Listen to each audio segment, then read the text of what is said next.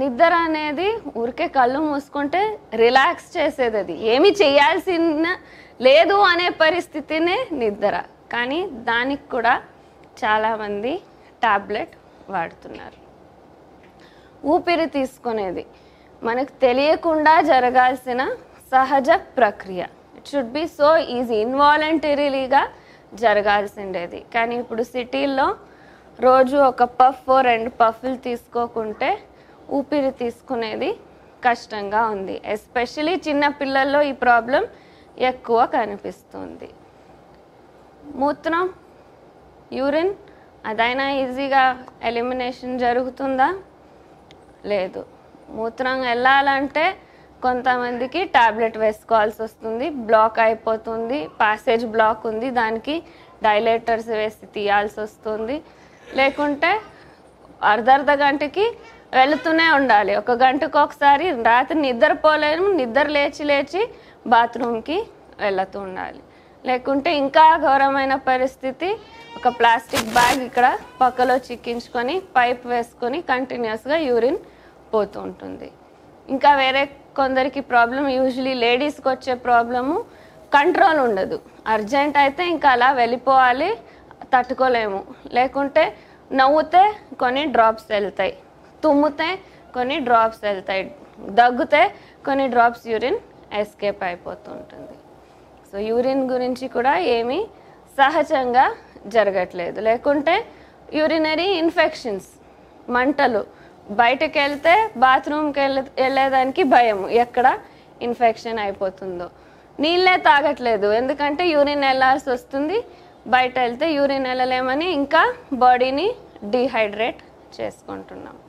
ఆకలి అయ్యేదానికి ఒక టాబ్లెట్, లేకుంటే ఆకలి అయింది, బాగా తిన్నాం కానీ అది జీర్ణం అయ్యేదానికి ఇంకో టాబ్లెట్ అవసరం వస్తుంది. Gastric tablets sale is increasing day by day. ఇంకా వేరే టాబ్లెట్ ఏం వేసుకున్నా అది గ్యాస్ట్రిక్ ప్రొడ్యూస్ చేస్తుందని ఏ టాబ్లెట్ రాసినా పక్కలో gastric tablet is added. Tablets వల్ల గ్యాస్ట్రిక్ అవుతుంది.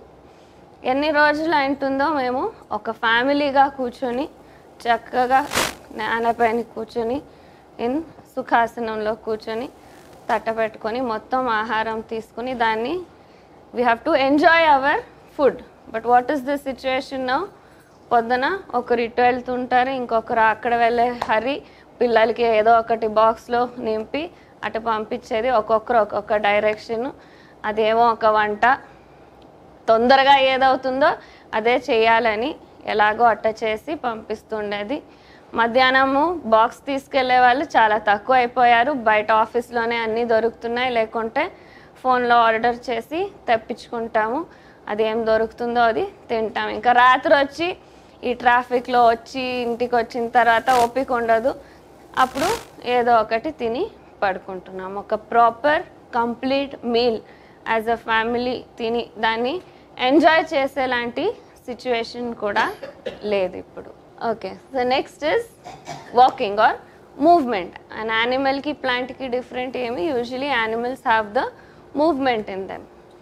40 years వచ్చిందంటే మోకాలు నొప్పులు, నడిస్తే మోకాలు సమసిపోతాయని డాక్టర్లే చెప్పేస్తున్నారు, మీరు నడచకండి, ఊరికే కూర్చోండి, కింద కూర్చోవద్దండి, చైర్ పైన మాత్రమే కూర్చోండి, కింద కూర్చొని లేస్తుంటే మీ మోకాలు ఇంకా సమసిపోతాయి.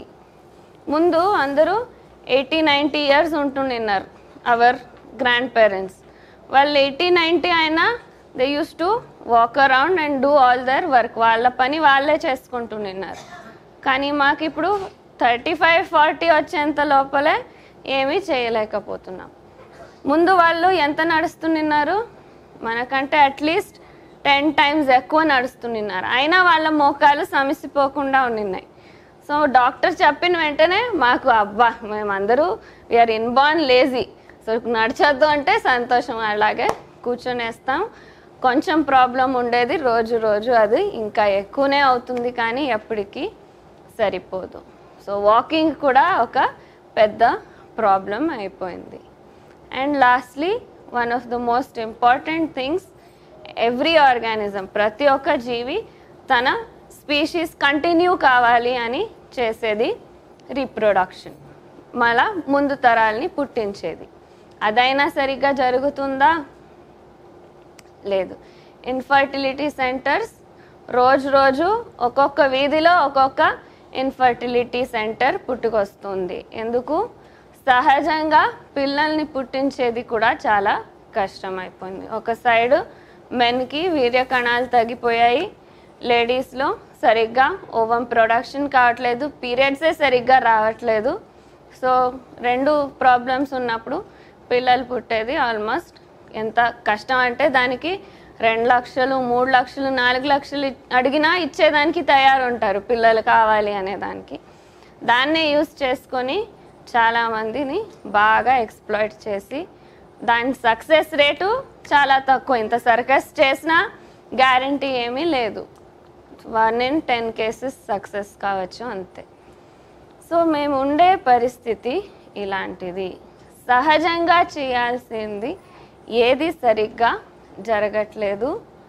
ఏ దాన్ని మేము టాబ్లెట్ లేకుండా చేయలేకపోతున్నాము. జనరల్ పాపులేషన్లో అన్ని దానికి మందులు అవసరం వస్తుంది. అన్ని సహజంగా జరగాల్సింది మనకు తెలియకుండా చేయాల్సినవి కూడా టాబ్లెట్లు అవసరం పడుతుంది. అండ్ ప్రాబ్లం ఏంటంటే ఇది ఓకే అనేలాంటి ఒక మనస్థితిలో ఉన్నాము. అయ్యో ఇది ఇలా జరుగుతుందే అని ఎవరు అనుకోవట్లేదు. ఒక టాబ్లెట్ తీసుకుంటే ఇవన్నీ జరిగిపోతాయి కదా, ఎందుకు దాని గురించి ఆలోచించేది అనేలాంటి పరిస్థితిలో ఉన్నాము. అన్నీ మూసేస్తున్నాం. ఇంత ప్రాబ్లం ఉన్నా అన్నీ మూసిపెట్టి ఏమో అలాగే నడుస్తూ వెళ్తుంది. దాని గురించి అందరూ చేరి మాట్లాడేదానికి కూడా రెడీ లేము. నాకు ఈ ప్రాబ్లం ఉంది, అయ్యో ఇంతమందికి ఈ ప్రాబ్లం ఉందే, ఎందుకు ఉంది, ఏం చెయ్యొచ్చు దీనికి అని ఎవరు ఆలోచించట్లేదు.